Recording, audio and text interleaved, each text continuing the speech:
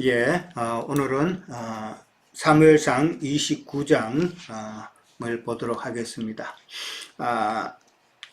읽으신 대로 사무엘상 29장은 이스라엘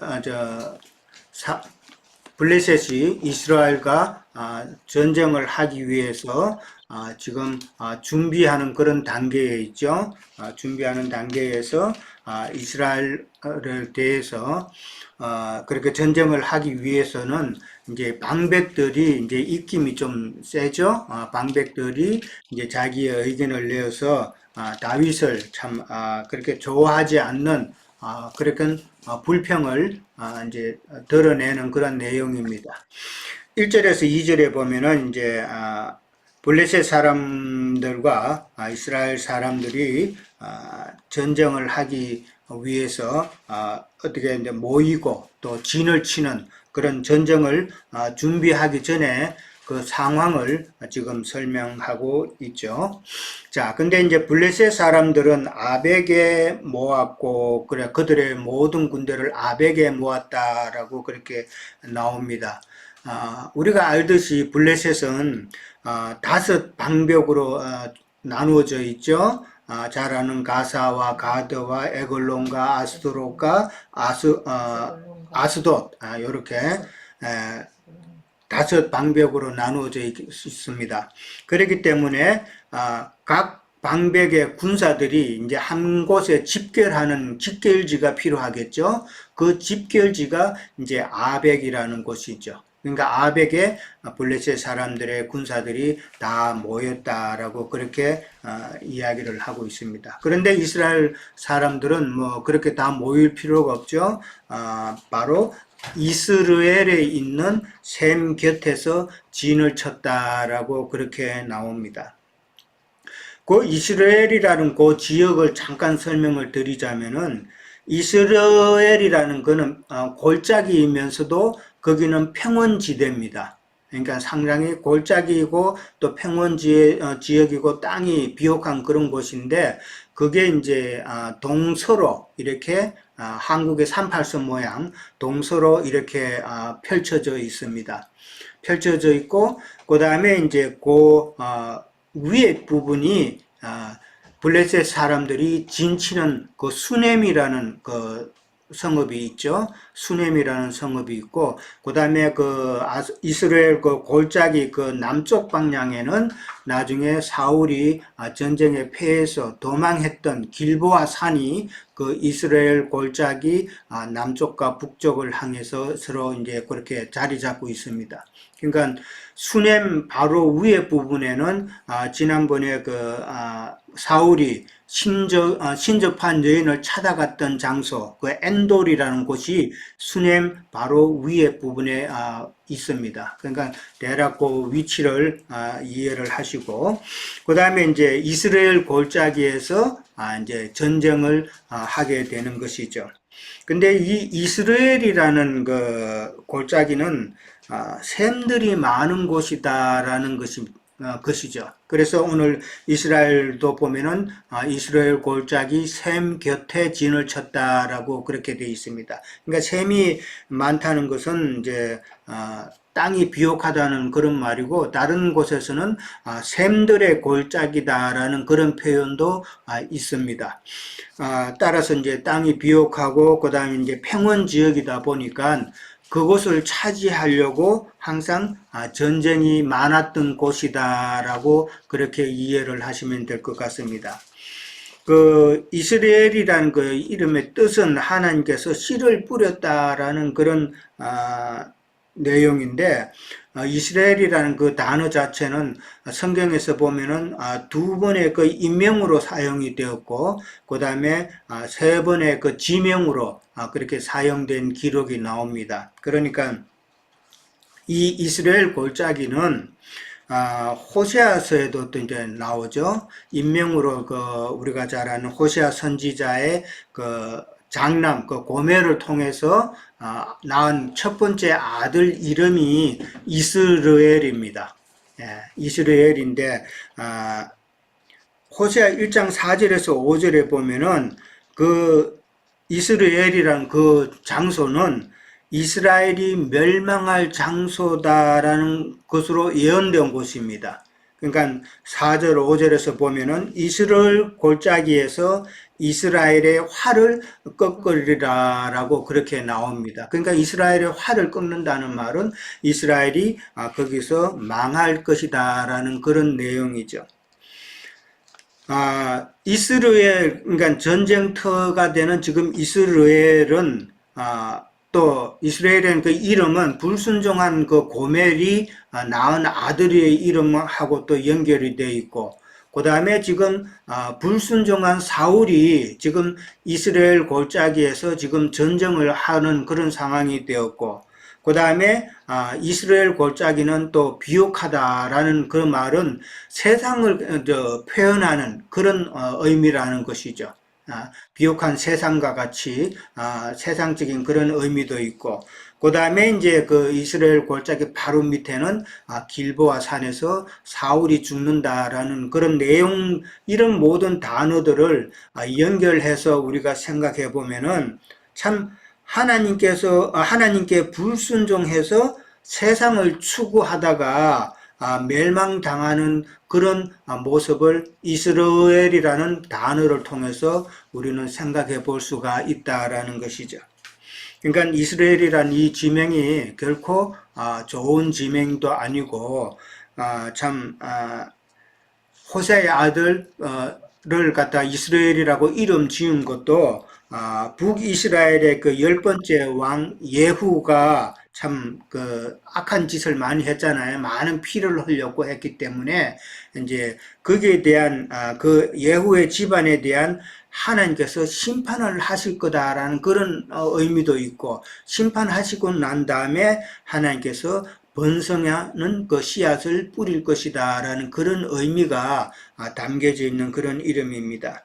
그러니까 이 이스라엘은 북이스라엘의 그 아합 왕의 궁전이 있던 곳이고, 그 다음에 나봇의 그 포도원 사건이 바로 이 이스라엘 골짜기 지역에서 일어났다라고 그렇게 이해를 하시면 됩니다. 그러니까 결코 좋은 의미를 가진 그런 지역은 아니다.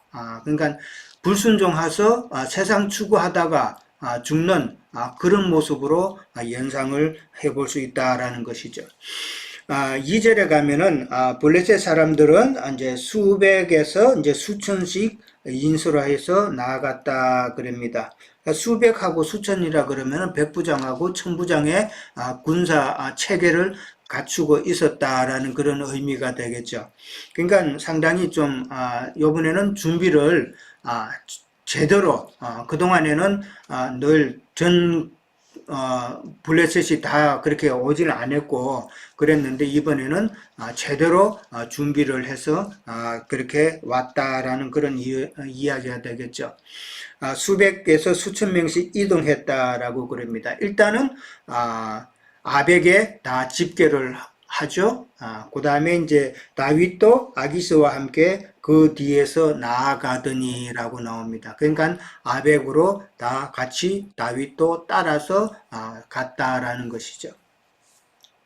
근데 이제 아벡에서 집결을 해가지고는 또 이제 한 번 더 이동을 하죠. 그게 이제 처음에 말씀드렸던 그 수넴이라는 곳에 가서 거기서 진을 치는 곳입니다. 아벡은 병사들을 모으는 집결지고, 그 다음에 그 병사들이 전쟁을 위해서 진치는 곳은 거기서 더 위로 올라가서 수넴이라는 지역이다라는 것이죠. 그 수넴이 바로 이스라엘 골짜기에 있는 곳이죠. 근데 이제 거기까지 이동하는 거는 한 3일 정도 걸린다고 그렇게 보면 됩니다. 나중에 아벡에서 다윗은 이제 더 이상 수넴으로 가지 못하고 아벡에서 다시 이제 되돌아오는 길이 있잖아요. 그 되돌아오는 그 기간이 3일 걸렸다고 30장 1절에 보면은 나옵니다. 다윗과 그의 사람들이 사흘 만에 시글락에 이를 때라고 그렇게 나옵니다. 그러니까 아벡에서 시글락까지 오는데 한 3일 걸린다고 그랬는데, 아벡에서 진치는 곳 수넴까지는 또 한 3일 정도가 걸릴 것이다 라고 예상할 수 있는 것은 시글락에서 수넴까지 그 중간이 바로 아벡이라는 곳이죠. 그러니까 거리가 비슷하니까 수넴까지 올라가는데도 한 3일 정도 걸렸을 거다라는 그런 예상을 해볼 수가 있습니다. 그 다음에 이제 3절에서 5절에 가면은 아벡에서 블레셋 5 방백들이 방백 회의를 하는 그런 내용이 나옵니다. 블레셋 사람들이 이 방백 회의를 한다는 것은 처음에도 말씀드렸듯이 연방 체제로 되어 있죠. 그러니까 5 방백이 모여서 한 나라를 이루는 행국이기 때문에 연방 체제 행식이다라는 것이죠. 그러니까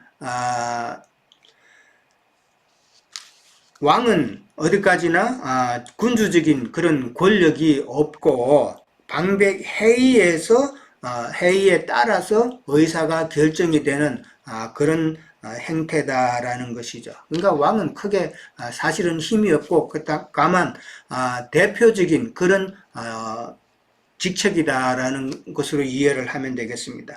6장에 보면 사무엘상 6장에도 보면은 하나님의 개가 블레셋 진영에 들어왔을 때에 이제 하나님의 진노가 임했기 때문에 참 큰 재앙이 임했었죠. 그때도 5 방백들이 다 모여서 뭐 상황을 살펴보고 의논을 하고 했던 그런 기록이 나왔죠. 예, 그만큼 방백 회의에서 모든 것이 결정이 된다라는 것이죠.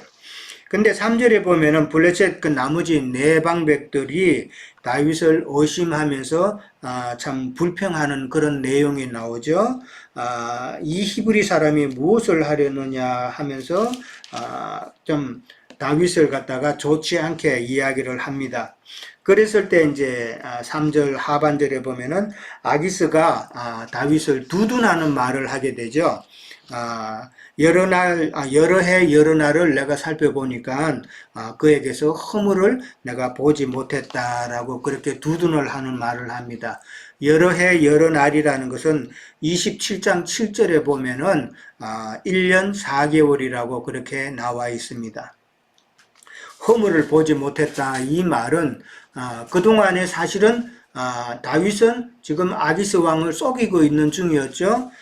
거술과 기르스와 그 다음에 아말렉 사람들을 계속 쳤잖아요. 계속 쳤고 많은 노획물을 또 쟁취하고 그렇게 했는데 결국은 이제 자기 그 유다 그 남부 지역 그쪽을 쳤는 걸로 거짓말을 해서 또 아기스 왕을 안심시켰었죠. 그 다음에 이제 그렇게 아기스가 이제 다윗을 두둔하니까 4절에 보면은 방백들이 노했다 그랬습니다. 화가 난 거죠. 그 화가 난 이유는 자신의 말보다도 지금 아기스 왕이 다윗을 더 신임했기 때문에 거기에 이제 화가 났다라고 그렇게 볼 수가 있겠습니다. 그러면서 그들이 요구하는 것은 돌려보내라는 것이죠. 이제 시글락으로 다시 돌려보내라라는 그런 말인데 이 말은 이제 하나님께서 그 블레셋 방백들을 통해서 하나님의 말씀을 지금 대변케 하고 있다라는 것이죠. 지금 이 모든 것이 지금 하나님께서 하시는 일이라는 것을 이제 우리는 또 알 수가 있잖아요. 그렇게 방백들이 놓여서 돌려보내라고 했던 그 이유는 다윗이 전장에서 우리의 대적이 될 수 있기 때문이다라고 그렇게 생각했다는 것이죠. 그렇게 방백들이 생각하는 근거는 13장하고 14장에서 걸쳐서 사무엘상 13장 14장을 걸쳐서 보면은 철을 다룰 줄 아는 히브리 사람들을 블레셋이 데려가서 자기네들에게 블레셋 군대에 편입을 시켜서 일을 시킨 적이 있었죠. 그랬을 때에 나중에 또 이스라엘과 전쟁을 할 때에 그들이 이스라엘을 도와서 블레셋에 반역하는 행위를 했기 때문에 블레셋이 아주 큰 곤욕을 치른 적이 있었다라는 것이죠.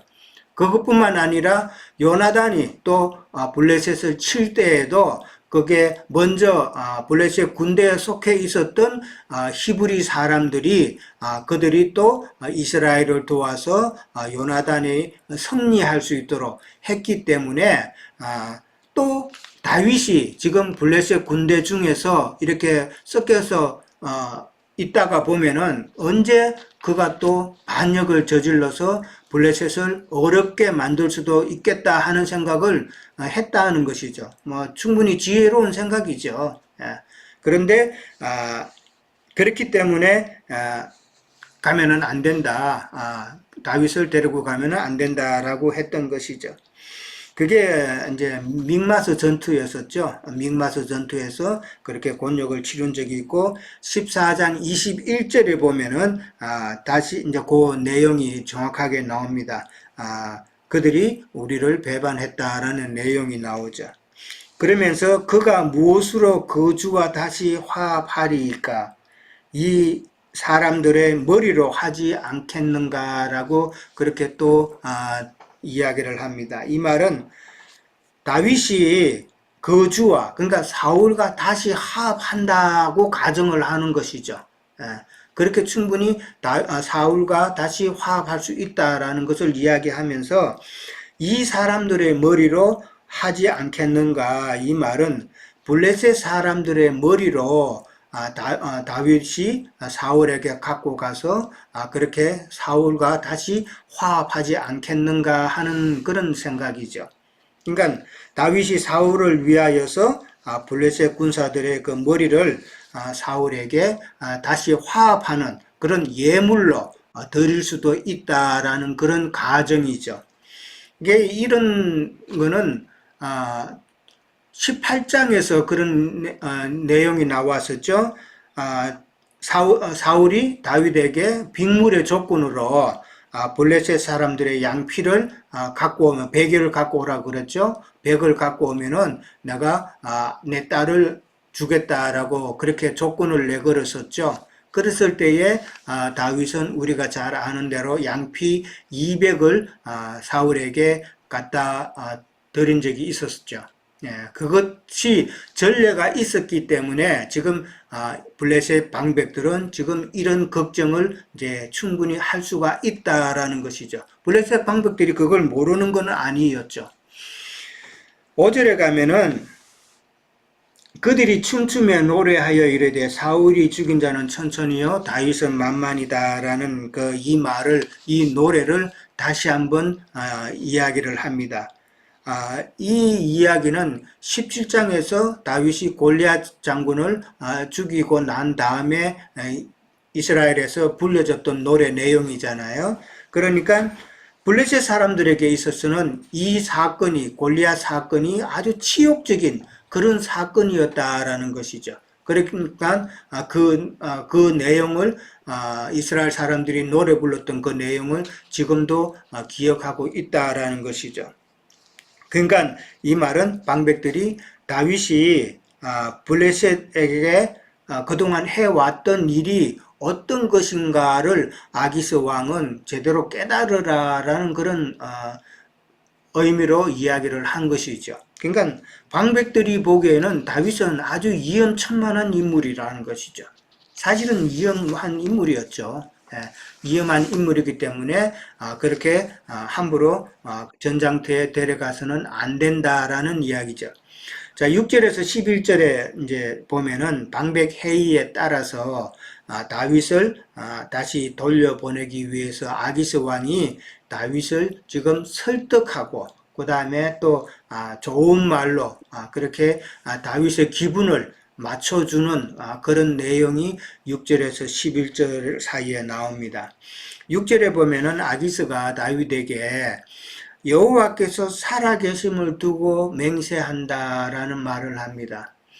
이 말은 아기스가 하나님을 믿고 하나님을 경배한다는 그런 의미로 받아들이는 건 아니죠. 아기스는 블레셋 신상을 섬기는 자이기 때문에 하나님을 섬기는 자는 아닌데 지금 여호와께서 살아계심을 두고 맹세한다라고 이렇게 말을 하는 것은 지금 자기가 하는 말이, 자기가 지금 다윗에게 하는 말이 신실한 말이다. 하나도 거짓이 포함되지 않은 말이, 그러니까 여호와께서 살아계심이 진실인 것처럼 내가 하는 말도 지금 사실이다라는 것을 강조하기 위해서 그런 말을 했다라고 이해를 하시면 됩니다. 그러면서 지금 자기가 하는 말이 진실이라는 것은 이제 너는 참 정직하고 다윗 너는 참 악이 없고 내가 생각하기에는 전장터에 너와 같이 가는 것이 좋지만은 지금 방백들이 싫어한다라는 것을 이야기하고 있는 것이죠. 그러면서 7절에서 평안히 돌아가서 블레셋 수령들에게 거슬려 보이지 않도록 하라라고 그렇게 부탁을 합니다. 이 거슬러 보인다는 이 말은 만약에 다윗이 고집을 부려서 내가 전장터에 갈 것이다 라고 이렇게 고집을 부리면은 방백들이 보기에는 참 거슬리는 행동이죠. 자기네들의 요구는 되돌아가라는 것인데 다윗은 내가 못 돌아가겠다 이렇게 고집 부리면은 방백들에게 있어서는 더 거슬려 보이는 것이죠. 아기스 왕이 왜 그러면은 거슬려 보이지 않도록 그렇게 가라고 이야기를 했냐 하면은 더 심하게 반대를 하면은 다윗이 아기스 왕의 그 머리를 지키는 자인데 그 직분도 다른 방백들이 또 태클을 걸어서 못하게 할 수도 있다라는 그런 이야기죠. 그러니까 더 이상 문제 삼지 말고 그냥 가라라는 것인데 이 아기스 왕의 생각과 다른 네 방백의 생각이 완전히 지금 다르다라는 것을 우리는 생각해 볼 수가 있죠. 아기스 왕의 생각에는 지금 아까도 말씀드렸다시피 그 블레셋이 5 방백들이 모여서 회의를 해서 거기서 결정된 걸로 인해서 이제 나라가 이끌어져 나가는데 아기스 왕은 자기가 왕이지만은 대표이지만은 그런 힘의 균형을 어떻게 보면 깨고 싶었을 거라는 것이죠. 자기가 좀 더 권력을 쥐는 그런 왕으로서의 그런 욕심을 가질 수도 있다. 그러기 위해서는 다윗의 힘이 필요했다라고 이제 볼 수도 있겠죠. 저는 그렇게 보였고 그렇기 때문에 다윗의 힘을 빌려서 좀 더 권력이 강해지면은 다른 내방백보다도 뛰어나서 자기가 자기 뜻대로 할 수가 있는 것이고 다른 내방백들은 또한 이 점을 또한 염려했다라는 것이죠. 아기스 왕이 다윗의 군대와 다윗과 연합이 되어서 힘이 더 강해지면은 자기들의 목소리를 묵살할 수도 있겠다라고 생각했다라는 것이죠. 그렇기 때문에 아기스 왕과 지금 내방백들의 생각은 서로 많은 차이점이 있다라는 것이죠. 자, 8절에 넘어가면은 참 다윗이 아기스에게 이르되 내가 무엇을 하였나이까 내가 당신 앞에 오늘까지 있는 동안에 당신이 종에게서 무엇을 보셨기에 내가 가서 내 주 왕의 원수와 싸우지 못하게 하시나이까 라고 참 마음에도 없는 거짓말을 지금 다윗이 또 하고 있죠. 사실 지금 다윗의 그 속은 지금 아주 기쁜 상태잖아요. 지금 돌아가라 그러니까 아주 기쁜 상태죠. 왜? 다윗은 이스라엘 사람들을 죽이면 안 되잖아요. 이스라엘과 전쟁을 치러서 이스라엘 사람을 죽이게 된다면은 다윗은 이스라엘의 왕이 될 수 없는 그런 상황이 돼버리죠.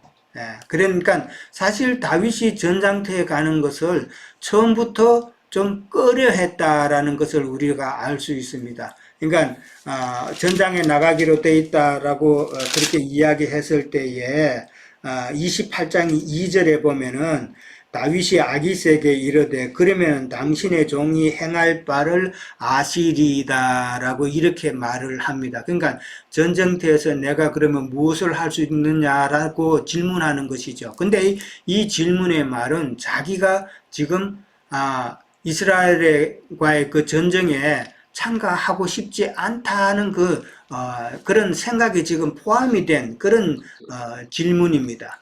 그렇기 때문에 안 갔으면 싶었는데 어쩔 수 없는 상황이잖아요. 지금 아기스 왕과 다윗은 동맹관계에 있기 때문에 그 동맹을 깰 수는 없는 상황이기 때문에 가긴 가야 되겠는데 참 마음이 불편했었죠. 그런데 지금 이제 너는 오지 마라 이제 이렇게 되니까 속으로는 참 기쁜 일이었다. 쾌재를 불렀겠죠. 예. 근데 다윗은 이스라엘과의 싸움을 하면은 안 되는 그런 상황인데 하나님께서 그 상황을 지금 막으신 것이죠. 예. 아, 다윗이 이렇게 마음에도 없는 거짓말을 하고 그 다음에 이렇게 항변을 하는 것은 침묵하게 되면은 네 알았습니다 하고 침묵하게 되면 그거는 시인이 돼버리잖아요. 예, 그랬기 때문에 항변함으로써 자기들을 의심하는 그 방백들, 그 다음에 아기스 왕까지 그들로부터 자기를 지금 보호하는, 변호하는 그런 말을 하기 위해서 이렇게 항변했다라고 볼 수도 있고, 그 다음에 그렇게 항변하지 않으면은 아기스 왕도 방백들이 했던 말을 한번 생각해 볼 수도 있는 그런 찬스가 된다라는 것이죠. 그런 기회를 아예 막아버리기 위해서 그렇게 아기스 왕에게 항변을 했다라고 생각해 볼 수가 있을 것 같습니다. 그럴 때에 이제 9절 이하 보면은 아기스가 다윗을 지금 자꾸 또 달래는 말을 하죠. 다윗을 하나님의 전령같이 선한 것을 내가 안다라고 그랬습니다. 그러니까 다윗의 하나님의 전령, 하나님의 전령은 참 너무나도 천사처럼 하나님께서 정하게 여기시고 또 의롭게 여기시고 천사가 하나님께 충성하는 그런 모습을 비유를 해서 지금 다윗의 정직함과 의로움과 그 다음에 아깃에 대한 충성심을 갖다가 지금 이야기하고 있는 것이죠. 그런 것을 내가 안다라고 그랬습니다. 이 안다는 말은 우리가 아는 그 야다라는 표현이거든요. 체험적으로 내가 너를 경험해봐서 안다라고 그렇게 말을 하면서 새벽에 떠나라라고 이야기를 합니다. 그랬을 때 이제 11절에 가면은 다윗은 블레셋 땅으로 돌아가고 블레셋 사람들은 이스라엘 전장터로 올라갔다라고 그렇게 나옵니다. 그러니까 29장에서 우리가 이제 깨달아야 되는 것은 29장의 내용은 다윗을 세우고자 하는 하나님께서 엄밀히 행하시는 그 하나님의 그 비밀스러운 경륜을 지금 이야기하고 있다라는 것을 이제 우리는 먼저 이해를 해야 되겠고, 하나님께서 블레셋 방백들의 그 마음과 생각을 주관하셔가지고 다윗이 이스라엘의 그 왕이 되는데 장애물이 될 수도 있었던 그 상황을 지금 제거한다라고 이해를 하셔야 되고, 그 다음에 이제 하나님께서는 지금 사울을 이제는 죽이기로 작정을 하셨잖아요. 사울을 죽이기로 작정하시고 그랬는데 만약에 이제 방백들의 염려대로 다윗이 사울을 도와가지고 이스라엘이 이기게 되면은 사울의 왕위는 계속 이어지게 되는 것이죠.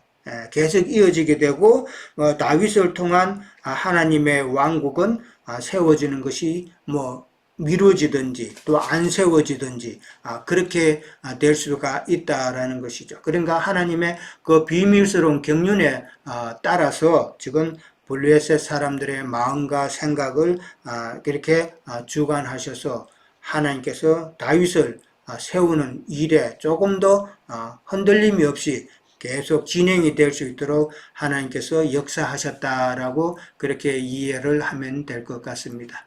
예, 저는 오늘 여기까지 하도록 하겠습니다. 29장에 대한 이해를 이렇게 폭을 넓혀가는 것 같습니다. 저는 이제 사무엘 29장을 읽으면서 하나님께서 이제 사울을 블레셋을 통해서 심판하는 그런 이제 상태로 이제 들어갔다 이렇게 보고요.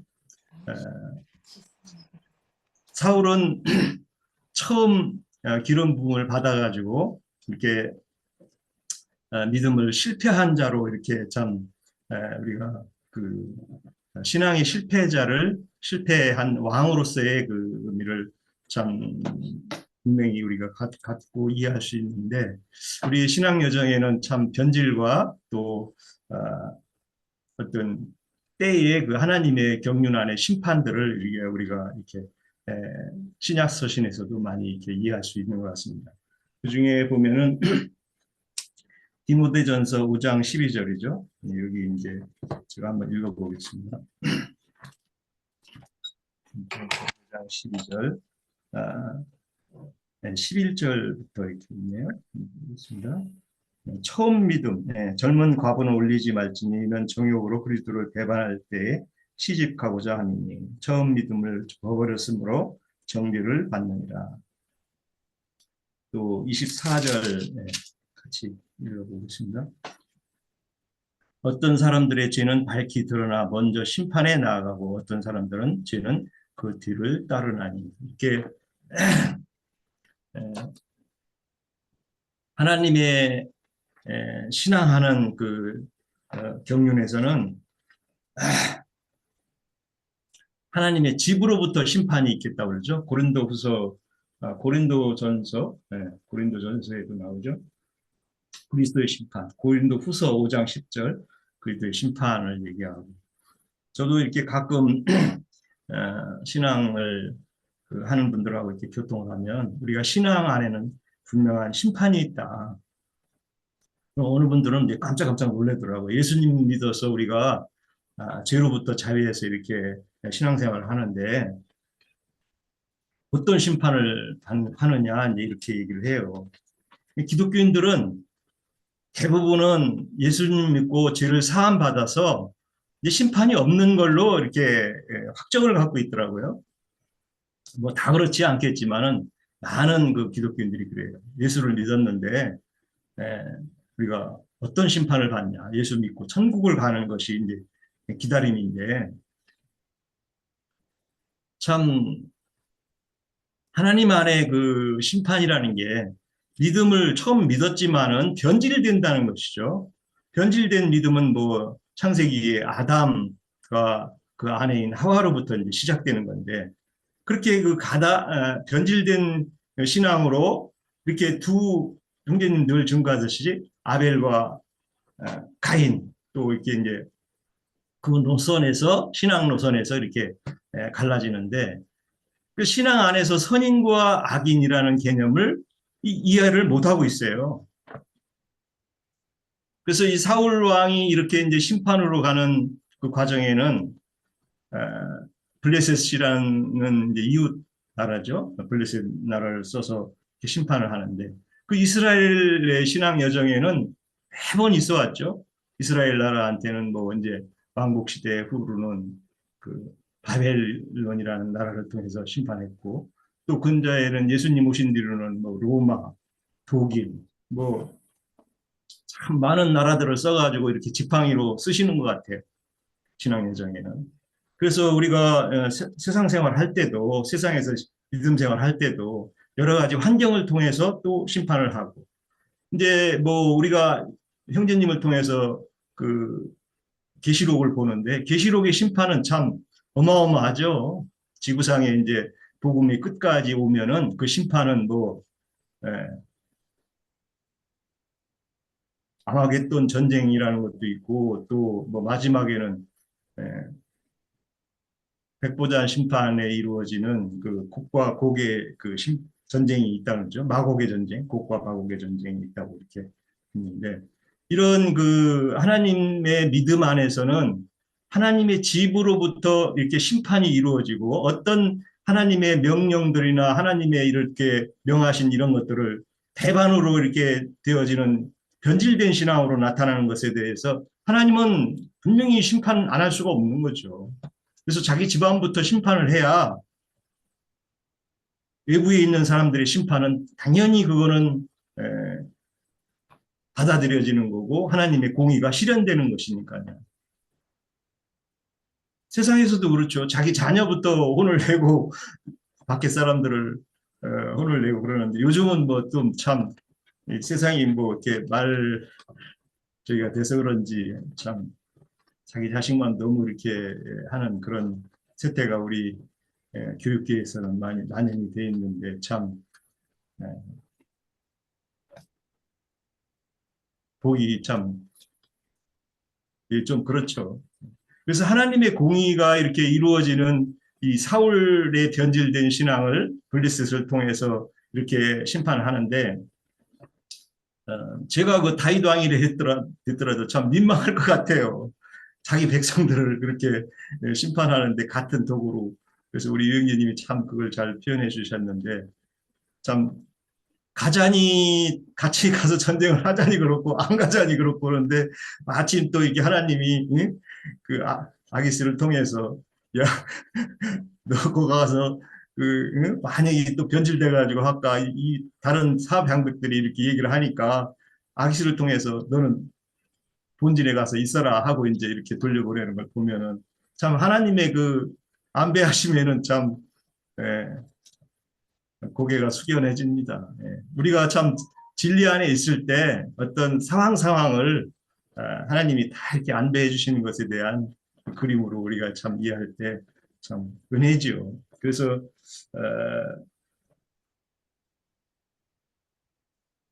신앙 여정에서는 하나님이 어떤 사람들을 통해서 심판과 또 어떤 사람을 통해서 그 심판을 피해 주는 예.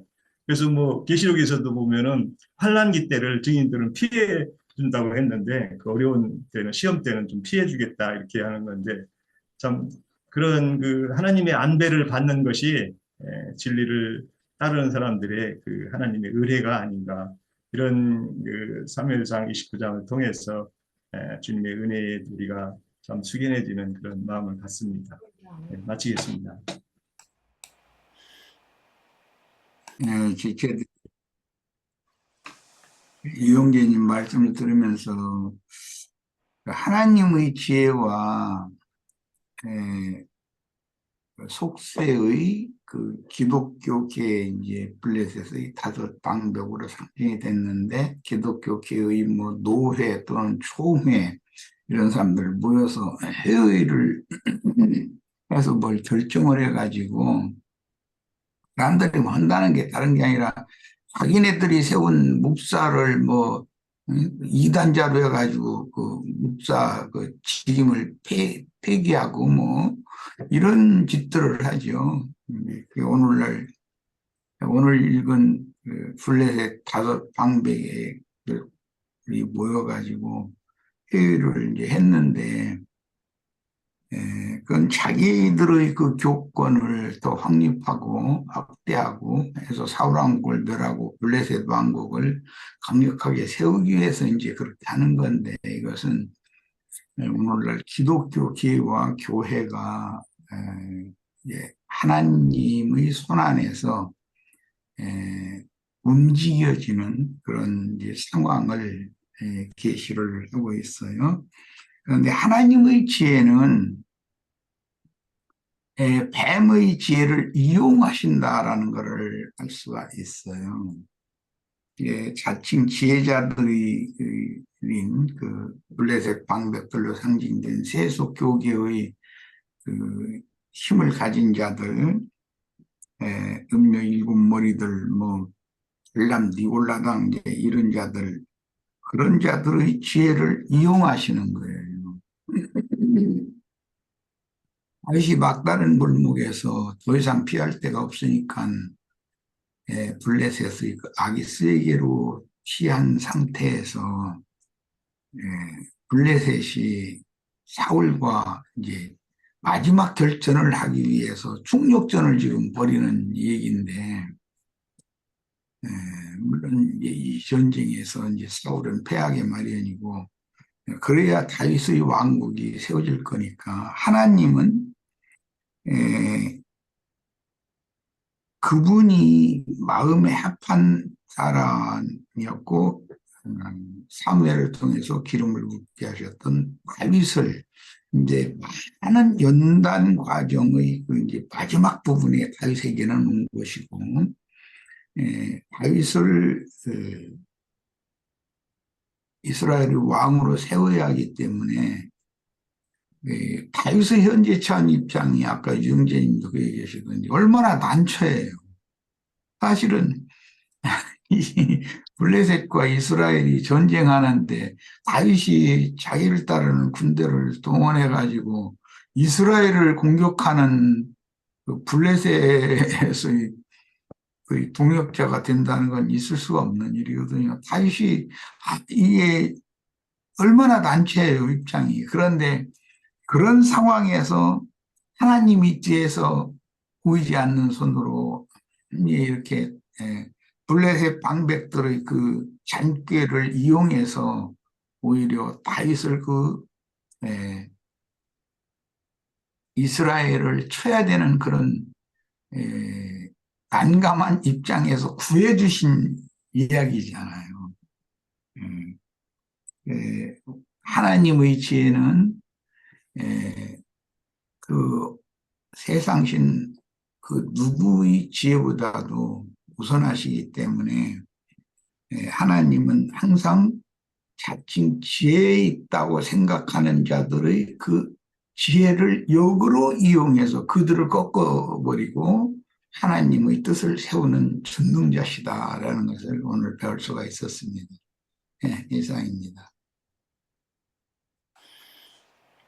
예,